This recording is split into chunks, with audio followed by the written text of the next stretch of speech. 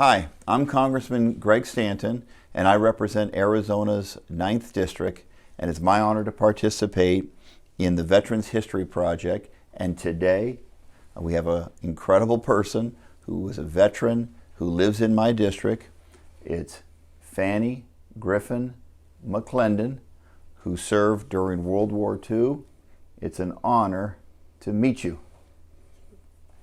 And I want to hear about your life, how you entered the military, what life was like during your service in World War II, what your life has been like after your service during World War II, here, well, throughout the other places in the country, but including here in Arizona.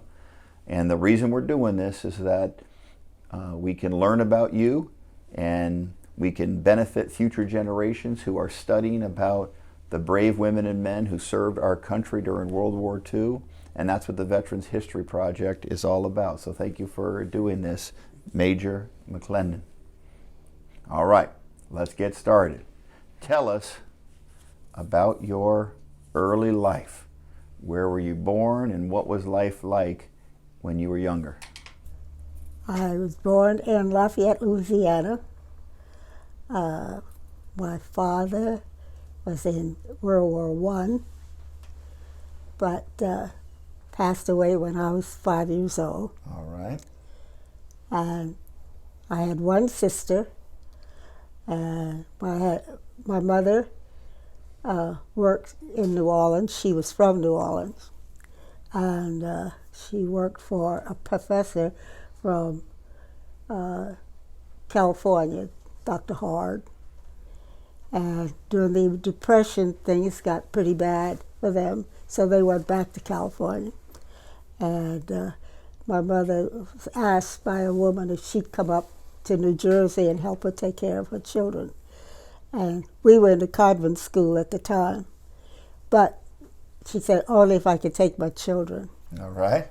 And we did go up, and we lived in Camden, New Jersey. All right. From there, we moved to New York when she got a job with the Hudson River Day Line boat going up to Poughkeepsie. All right. And so I graduated from high school in New York City. And just about the time I graduated, the war started. Some of the girls wanted to go, but some didn't. And I was ready to leave home. I just graduated from high school. Mm-hmm.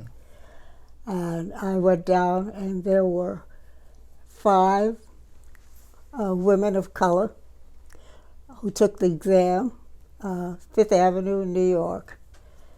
And when the exam was over, they told us to wait to get the results.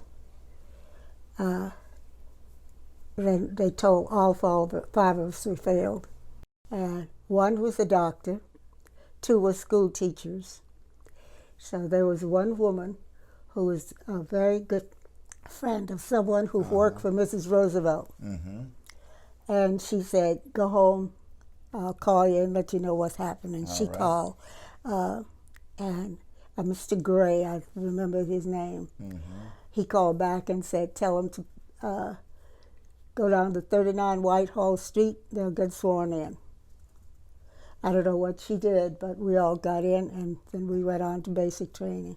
And our job was to see to it that we got as much mail to the men as we could.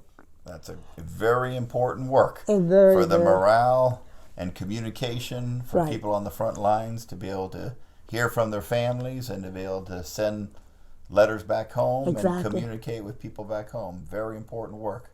And this is the idea to bring over some American people who had more interest in it and so forth. And that's why we were taken to that area, because there was a large backlog of mail. And they expected us to take about 2 months to do it, and we did it in 6 weeks. All right. Good job. And after the war ended in Germany, we were sent to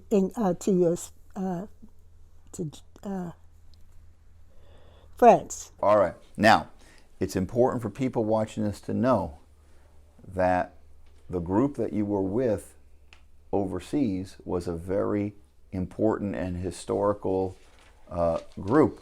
Yes. Tell us a little bit more about why it was so important and historical. Now, I read that it was the first all-female African-American group, battalion. That's correct. All right, tell us about that. In Des Moines, as I remember, our unit, we were not allowed to go to the DX. It's like the store for the. All right, yeah. Yeah, and you'd write down what you wanted, and two girls would go over and pick out everything you wanted and brought it back. We were not allowed to go to the store. Wow, all right. But later on, that did stop. When I was in officers candidate school, you were separated. There were 4 in my class, and there were, I think, 49 of the white girls. So they trained African American For- officers Right. separately. It's important for young people, particularly going to be watching this video, to understand segregation, the history of segregation. It happened throughout our society, and including in our military.